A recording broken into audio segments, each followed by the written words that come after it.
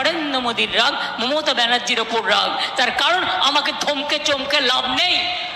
অরবিন্দকে আপনারা দেখলেন অ্যারেস্ট করলো, হেমন্ত সোরেন একমাত্র ট্রাইবেল মুখ্যমন্ত্রী ছিল, তাকে অ্যারেস্ট করলো।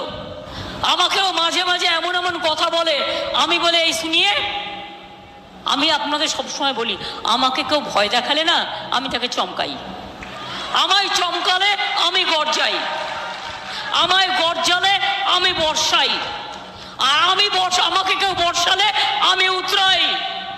আমাকে ঠান্ডা মাথায় থাকতে দিন, আমি কিচ্ছু বলবো না।